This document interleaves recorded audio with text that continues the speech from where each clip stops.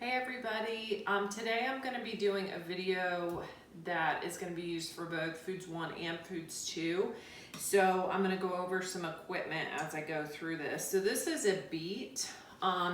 It's a very large beet. I get a Misfits market box every couple of weeks and they send you like oversized produce, things like that for a cheaper price, and it's organic. So when this came, it came with the long leaf. So this is a root vegetable. So this was what was underground, okay? So beets are very, very good for you. They are high in iron, B vitamins, vitamin C, and so for women who get iron depleted every month, beets are a really good thing to incorporate into your diet. So what I'm gonna do is something super simple. Beets are fairly cheap. And they are in season right now because they grow over the summer and then are harvested in the fall. All right, so what we're gonna do is we're gonna make some beet chips. So I'm using a chef's knife. I have a cutting board, okay?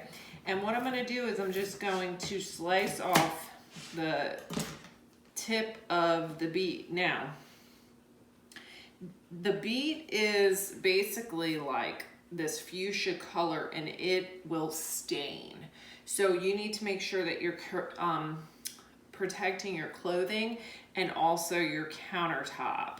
All right, so what I'm gonna do is, since this is a really big beet, I'm gonna cut off just a little piece right here so that it'll make it more stationary so it's not moving around. So these are hard to cut. The smaller ones are gonna be easier, and the smaller ones are what you're gonna see in the store. So what I'm gonna do is, I don't even know if I'm gonna be able to use all the beet for this particular recipe because these are gonna be such big chips. So I am cutting as thinly as I can. The recipe calls for using a mandolin, but I don't have a mandolin, and I would not suggest any of you using a mandolin because you take the vegetable and the super sharp blade, and it can be very dangerous for people who are not experienced users. Whoop. Okay.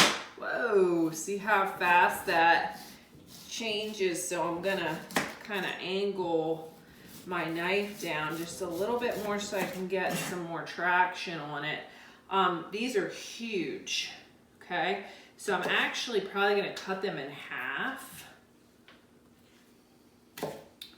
So these would probably work with a smaller beet a little bit better, but I'm just using what I have, okay?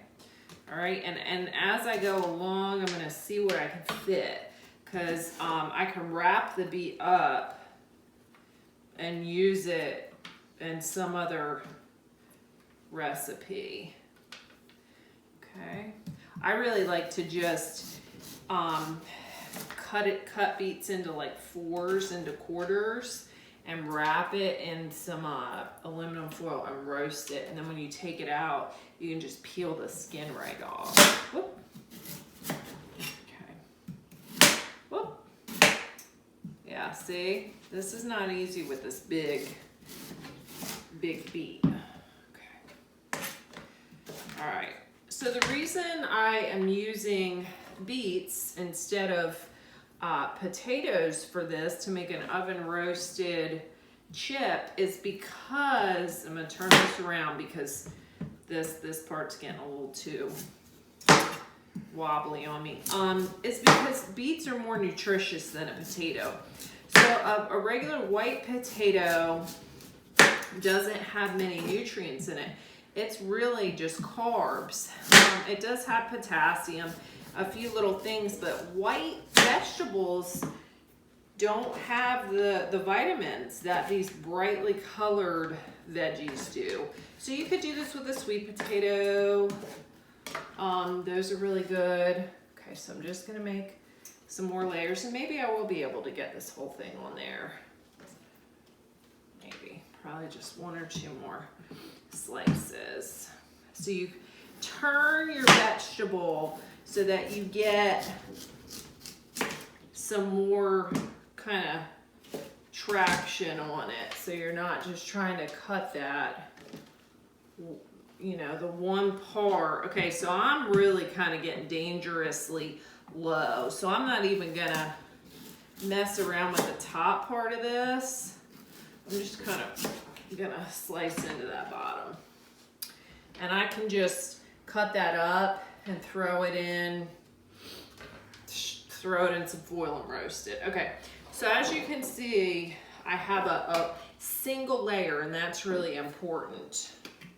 So I'm gonna go ahead and put some olive oil on this. And you could have put the olive oil down before.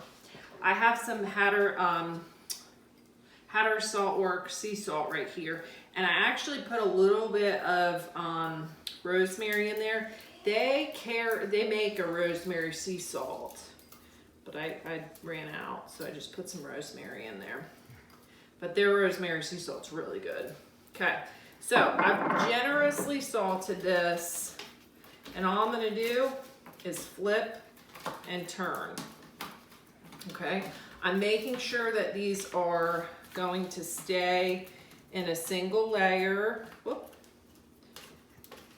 Okay, because they're not gonna roast, they'll steam if you pile them on top of each other. You can even do this with kale. You can slice up kale and put them on a sheet like this and roast them into chips. We've done that in class a few times. Okay. All right, so these are all turned. They've got some salt on them. They've got some oil. They're in a single line, just stay there, or single layer. And so I'm gonna put them in a 450-degree oven for about 10 minutes, and then I'm gonna check them, okay? All right, so I just wanted to show you, this was after 10 minutes. As you can see, they've shrunk a little bit, but they are still wobbly. Okay, some of the ones that are a little thinner, like this one, is starting to get a little crispy, but they're not crispy enough. So I'm gonna put them in for another 7 minutes and check them. Yeah. Okay. All right, so I left these in for about 17 minutes. I had taken them out at 10 minutes and flipped them. They are not like super duper crunchy. Some of them got a little burnt on the edges, and that's just because you know, they weren't all the same size, but that's okay because it's only me eating them, and they're chippy enough. So what I'm gonna do is I'm gonna put them on a plate. No one else is eating them in the house. I love beets. They're so good for you. And what I'm gonna do for lunch is I'm gonna take a little bit of herb goat cheese and just sprinkle it over the top. And I love goat cheese too. So I'm gonna put quite a bit, okay? And then this is how I'm gonna eat it, okay? So now I do want to tell you that when you eat beets, sometimes when you go to the bathroom, there's a reddish tinge. So I've gone to the bathroom before and forgot that I had eaten beets and been like, oh yeah, what's wrong with me? But it wasn't anything wrong with me. It was just that this beet juice has a dye in it. And so it is processed through your body and it comes out at the end. So beets are super good, super versatile. I took a picture of the leftover beet that I didn't slice, and I put them in the oven just to roast in little, like, you know, cubes or whatever. And so I can do the same thing with them when I take them out. Another good little accompaniment for this too might be some like roasted pecans to add some crunch, or some pine nuts. So anyway, try something new, and this is really good for you, and I hope you enjoy. Okay, stop it.